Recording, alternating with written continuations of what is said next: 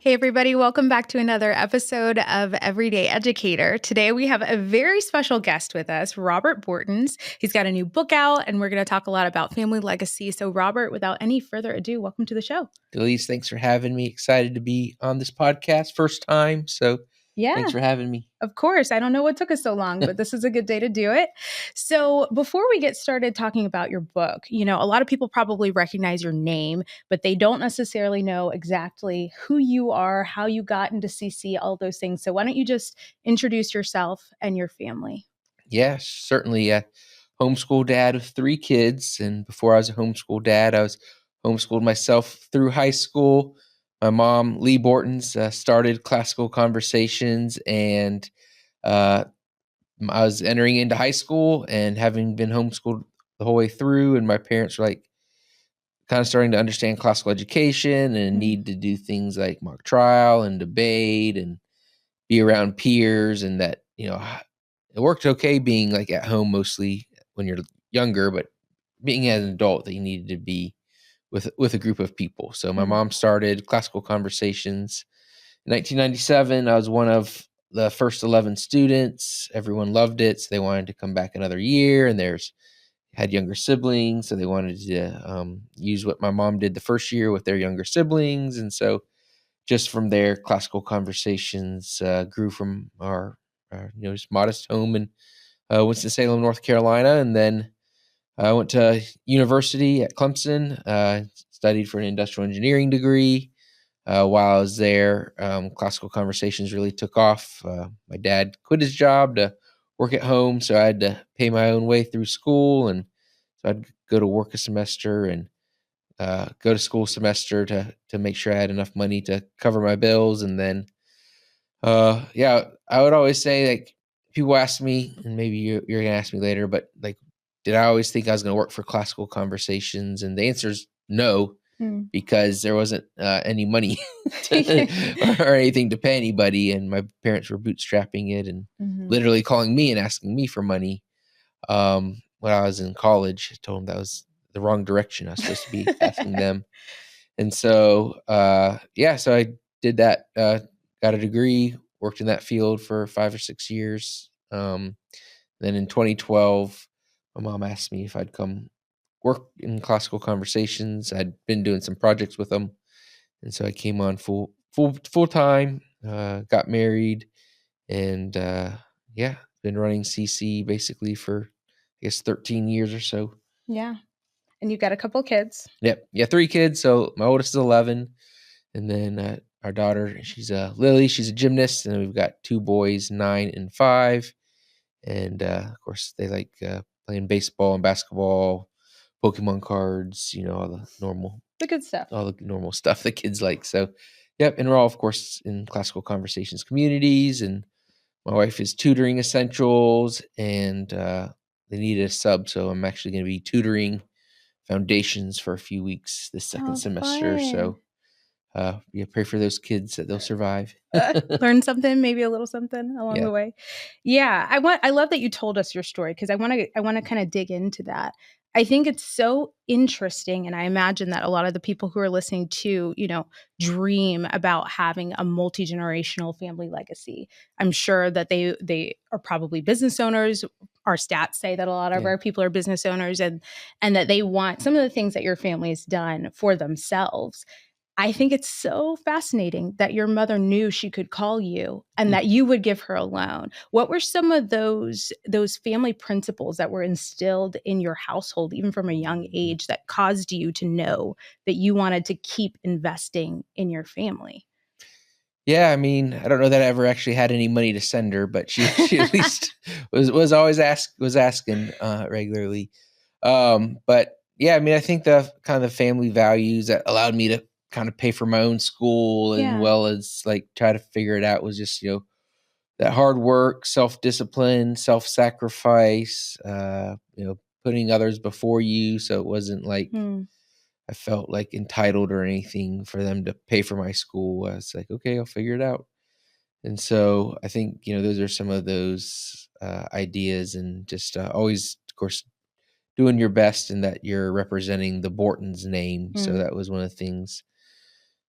families can have a lot of rules, and, of course, God gave us 10 in the 10 commandments, but, it's a lot easier if you have good behaviors that you're aspiring to, as opposed to trying to define all the negative Mm-hmm. potential. So one of the things my parents always reminded me of, that is, we're Bortins, or you're Bortins. When you leave this house, make sure you don't, uh, bring any ill will to our last name. Mm-hmm. So there's, so I think that was some of those kind of things that were there, and I had helped her, a little bit doing other projects and stuff growing up. So I think there was some trust there, but I mean, kind of looking back at it, I mean, it went well, so that worked, but we didn't Yeah. necessarily know what to do or how to do it. We just knew, kind of trusted in God. Yeah. And that trust in God, I think, is huge, right? Because it wasn't just that you had a dream for homeschooling and seeing that on a global level, although that's part of it. Yeah. There's also that faith piece that I think really has unified you guys. At least from the outside looking in, I can see that. And I know that that's also something that families really want to pass along. When I was listening to you, I was thinking about the fact that you even have a tray, right? So in the Bortons family, there's Rob Sr., Yeah. there's you, and then there's the third. Yes. And so it can definitely be said that you all are intentionally trying to pass along that legacy. What are some of the things that you're trying to sow into your own children, and how exactly are you trying to do that? Like some practical tips maybe that people could apply. I mean, with the two boys right now, really teaching them to do your work first before you have fun.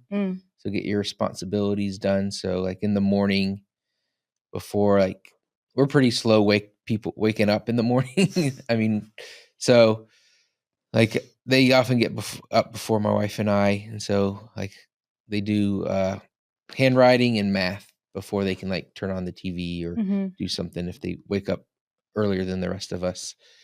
So that's like some of the things we're trying to do. My mom was very entrepreneurial. I'm trying to install that entrepreneurial mindset into my kids.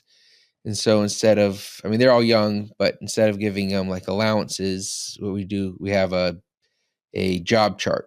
And so they have like, hey, cleaning the bathroom is $4, or wiping down all the handles in the house is $1. Nice. Those type of things. And so they can, of course, there's 3 of them, but they can go earn money each week, and then instead of mom or dad buying them something they see at the store that they want, then they have to use their own job money. And so then, of course, we teach them to tithe 10% and save some for, family vacation, so that they have money to spend there. So it's really, it's money that we would spend on them anyways, but we're trying to teach them to earn it, so that they appreciate all those things. So some days it works better than others. Some days they want to buy something, so they just go run and do a bunch of chores and stuff, and you have to go back and, of course, check that they did them properly. But it's at least gives them that mindset that it's, food doesn't come from the grocery store. Money doesn't come from a credit card. That it takes effort in serving others to get the things you want in life. Yeah, and to really savor it. I mean, to appreciate the things that they have. If you put your time into it, that's very different than just putting time begging your parents into a certain thing. Yeah, and they beg a little bit less now, because I'll just tell them, you can get that as soon as you earn the $10 or $20 or however how much it is. And so it helps me as a pushover sometimes to be able to tell them no. Yeah, probably keeps the house a little cleaner too. Yeah. Yeah, I love that. Well, one big reason I wanted to talk to you today is that you have a new book coming out. Well, I guess it's actually your second official book. We have your first official. Maybe third if you count both Lily Stays for There you School go. and ABCs. There you go. So 2 children's books. Go get them. They're for sale as well. But right now you have your first official book for adults, that is. Tell us about the book, Woke and Weaponized. Yeah, so Woke and Weaponized is about the history of education and public education and the government getting involved. It's very historically documented. So I think there's like 16 pages of endnotes of like all the documents that we went and researched. Of course, original source documents, what did individuals that we quote in the book actually say?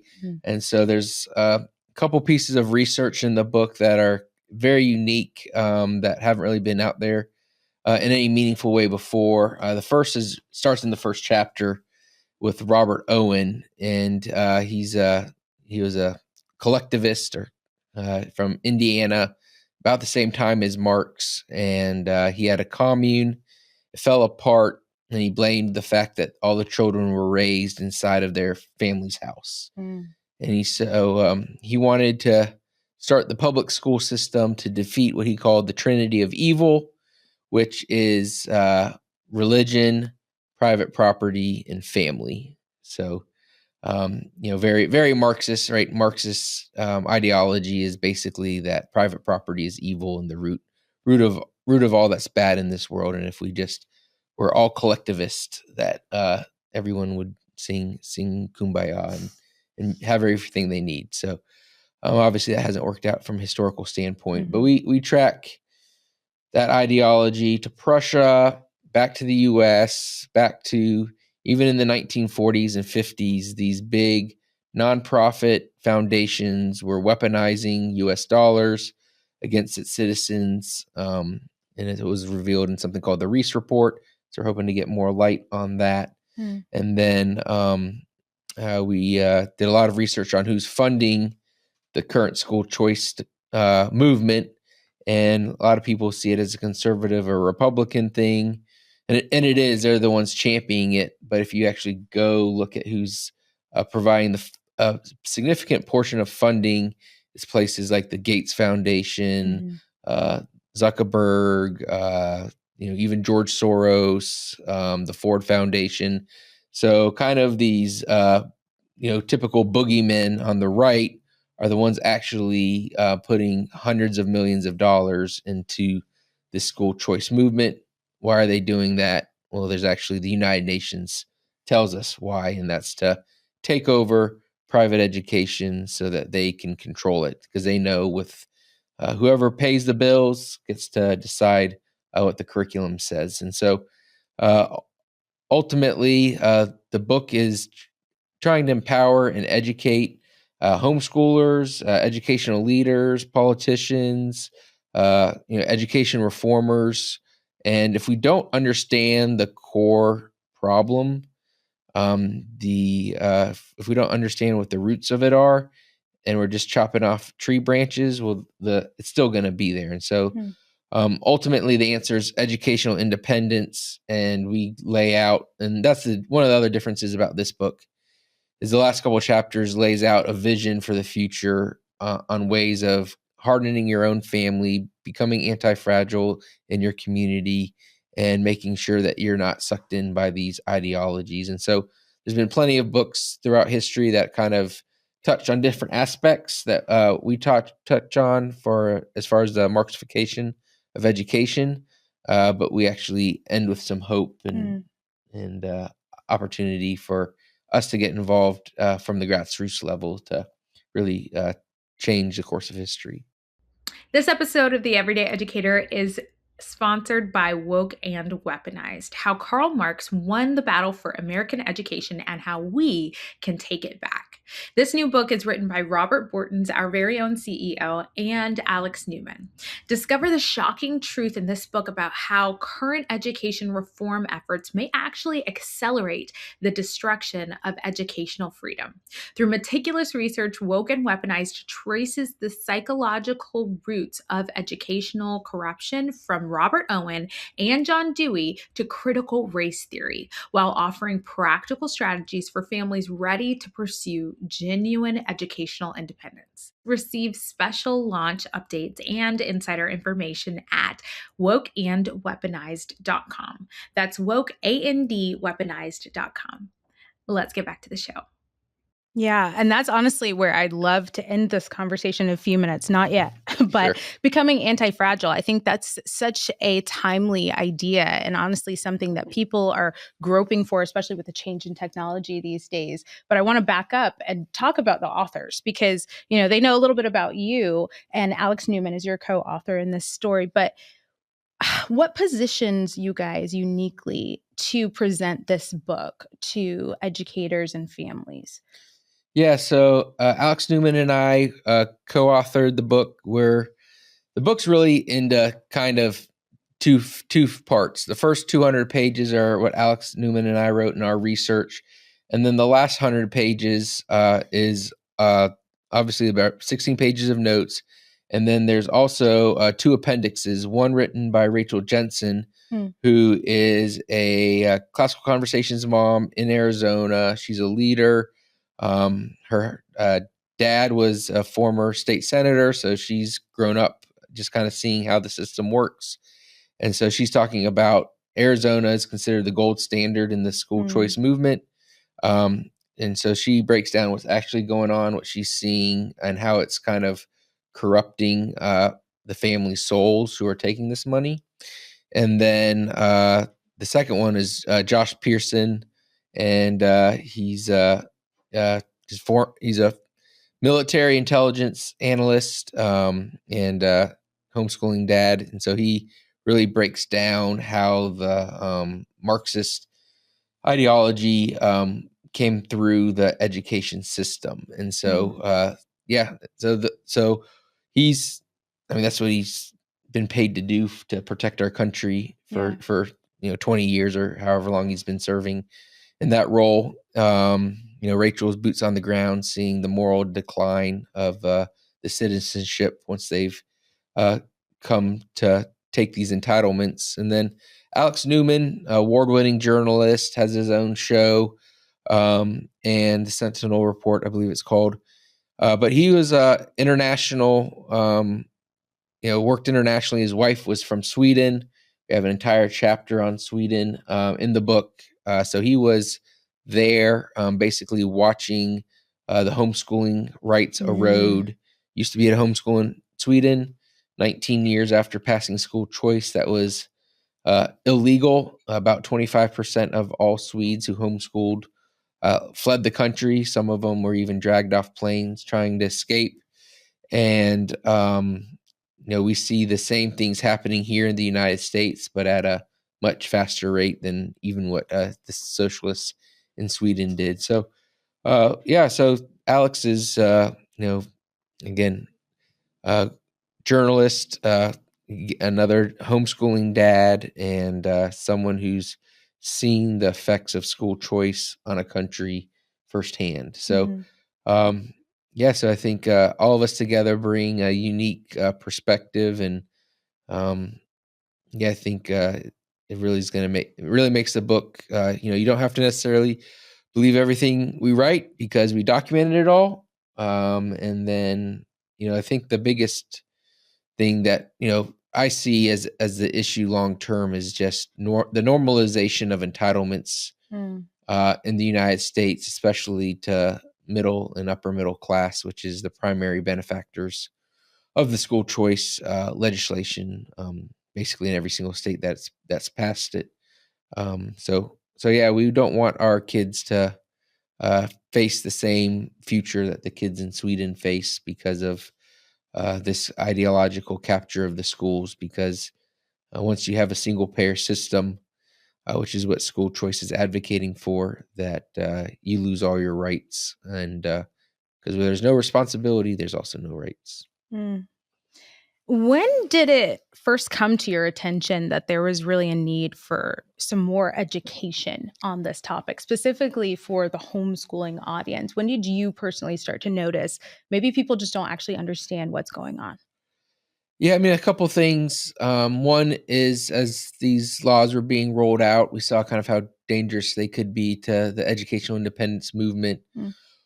Homeschoolers in general have been the one group pushing back against it consistently. There's other pockets of people that are doing that. So as I talk to homeschoolers, they still didn't, they kind of in their heart and in gut kind of know why it's bad, but they maybe can't articulate or know the historical thread that's been pulled through time to get to where we are today. And so Woke and Weaponized really educates you on, what was Prussia, because people hear, oh, it's a Prussian education system. Well, probably 0% of people, and, maybe, some small percent of even classical conversations people might be able to figure out where that is on a map, because it's a country that doesn't exist anymore. And so, when you're talking about countries that don't exist anymore and people who died 100 years ago, and how can that affect what's going on today?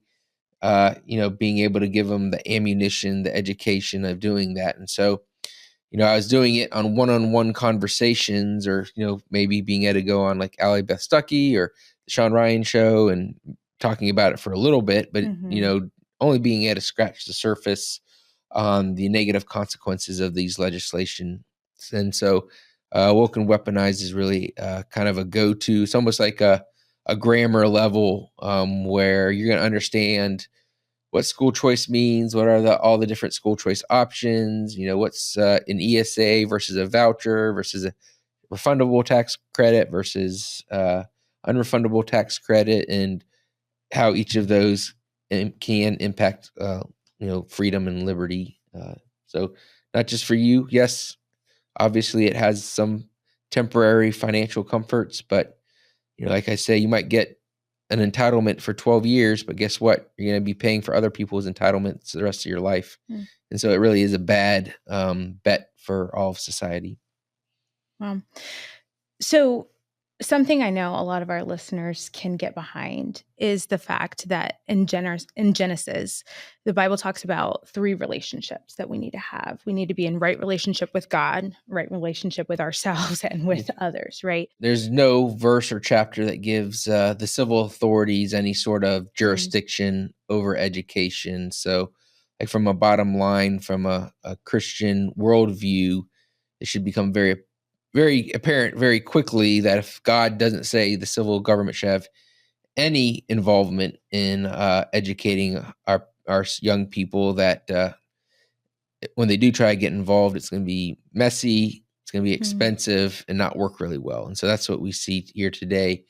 We hear, obviously, we know that they've removed prayer from school, and we often hear people saying, if they just put prayer in school. Well, Mansion, the preacher, the Scottish preacher, said, 200 years ago when the public schools were getting started, that they were going to eventually take out the catechisms. And so most people don't even think about putting the catechisms back in public school because that's been so removed. And so it's just, people with good hearts wanting to do good things, not understanding what the relationships that God has set up to work the best, have set up this behemoth, and now it costs $18,000 a year per kid, and only 34% of them can read at grade level. And so it's absolutely, and when we read the book, we say it's actually intentional, and it's actually working wildly successful, because the intention of the public school system never has been in the history of the world to educate children. It's all been to maintain or increase power of the civil authorities. And so we bring that throughout the book as well. So I think, obviously our current public school system has no intention of helping your child have a right relationship with God. And you can't have a right relationship with other people if you don't have a right relationship with God. And I know something like 40% of kids are bullied. A ton of them are sexually harassed at school, and those are I've never, almost no one over the ages of 18 are ever experienced either of those things. But almost everyone under the ages of 18 who go to public school have either seen it, been the victim of it, or have been the person perpetrating it. And so it's really clear that it does none of those 3 things. We want to interrupt this show to tell you about Summit Ministries. For the past 60 years, Summit has equipped and supported raising generations to embrace God's truth and champion a biblical worldview.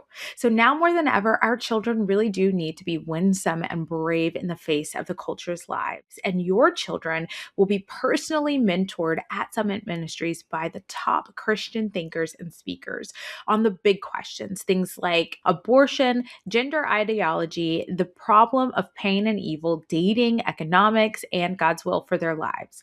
Have your whole family or your whole challenge class join Summit online for 1 week this summer, or send your older teen to an in-person camp for 2 weeks and a life-changing experience. To find out more, visit summit.org/CC before March 31st for an early bird pricing and get an additional $250 off your in-person conference when you register with the code CC26. We hope you enjoy Summit Ministries. Let's get back to the show. I loved what you said about becoming anti-fragile. And I want to dive a little bit deeper into that as we come to a close in our conversation. First of all, would you define it? Define it for us. What do you mean when you say become anti-fragile? Yeah, so it's kind of a weird term because it's saying anti something. So it would be like hardening would be another term. So like something that's fragile, right, is something that's easily broken, that you have to take a lot of care to maintain. And if you see like the consumer mindset, and so many people are living paycheck to paycheck, but we're the richest the richest people that have ever walked the planet. I mean, even the almost the poorest people in the United States today, if they don't have like a mental issue and are on the streets, they have air conditioning. Well, the richest man in the world 200 years ago didn't have air conditioning because it didn't even exist. And so we are a poverty-stricken nation in the sense of our gratitude, our moral preparedness. And so to be anti-fragile is to reject consumerism, reject the dual income that's needed to survive, reject buying, a new car every 2 years, or, these families that they don't ever see their kids, so they go spend a ton of money on these vacations because it's the only week, it's only 7 days in a row they'll see them in a 365-day period. So really my thought of being anti-fragile, living within your means, having the ability to flex when things don't go well because you've set yourself up to be in a situation to do that, both financially and from an education standpoint. And so I think because homeschoolers are, historically have been forced to take care of ourselves, we have to start our own sports teams, we start our own art classes, like all the things that the civil government and civil authority has provided society that, they're not either constitutionally or at least biblically commanded to do, creates a society that relies on others to do things that they could do themselves. And so, I mean, you'll just, if you're on the internet, you'll hear about, shop classes and how people used to, make all these things and learn to, change a tire and build things like in schools, and they don't teach them to do that anymore. They don't even teach them how to read anymore. So, being anti-fragile means thinking about like, am I hardening not my heart, but like my lifestyle, my family, so that whatever happens in this crazy world, that we aren't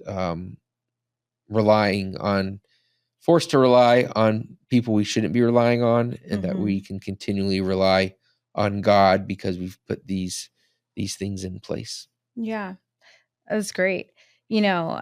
I would love it if we could end this with saying maybe a vision for home education and a vision for what could be. We could talk for hours about all the things that should not be or the things that we wish were different. But at the end of the day, the listeners to our show, they've got a family at home who they're trying to help to know God and to make him known. Yeah. And so what is a vision that they can hold on to for the future, and maybe some things they can chew on and apply in their home when they turn this podcast off? Yeah. So, I mean, I think the biggest thing is to, almost just reject anything that's been created in the last 10 years.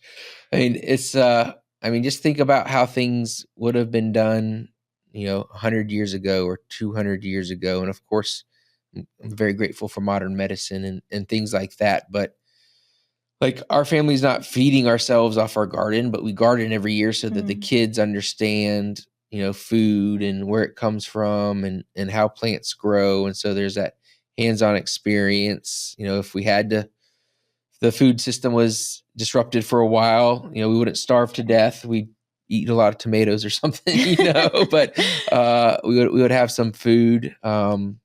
This idea of like having your kids be part of your family's economy. So like I said, even our 5-year-old has been doing job cards, since he was 4. So he's kind of getting this idea that if I want something in life, I'm going to go work for it. And then, of course, obviously classical conversations, being in that homeschool community with other believers and people who want the same educational outcomes for your kids that you want is going to be huge, because, we got almost, 30 years of experience of helping people launch their kids into the world and to help other people to know God and to make him known. So ultimately, the best thing we can do for any of our kids is to teach them to rely on God, their family, and their church body to take care of their needs, and to reject the Marxist ideology that the government is going to be helpful to you. Well, it sounds like you've put a lot of those ideas into this book and even more. And so Woke and Weaponized is available for pre-order as we speak, but tell everyone where they can go to get the book and how they can follow you for more. Yeah, so go to wokeandweaponized.com. That's the website. It'll take you to the Amazon. We're launching on Amazon so that we can get it out there to a wide variety of people who shop on their website versus a more narrow scope at Classical Conversations. But it will be available on our Classical Conversations bookstore later this year. I encourage everyone to go buy a copy for a pastor or a religious leader that they know, because we need our pastors to start standing up and to understand that the education system in the U.S. is not supporting their congregation. And so I think the more that this information can get out there, that people can be having conversations about the root problem so that we can solve it as a society, as opposed to keeping on trying to solve these symptoms that are going to pop up because we refuse to address the underlying issue. And Woke and Weaponized helps you articulate the reason why the underlying issue is the funding. Love it. Well, thank you for being on the show. And thank you all for listening. If you enjoyed this show, we would love it if you would share it with a friend. So you can find us over on Classical Conversations if you want to see the video. Everyday Educator is there on YouTube. And then you can also find us on Instagram and on Facebook to share the show. So thanks everyone for listening, and we'll see you again next week. Take care.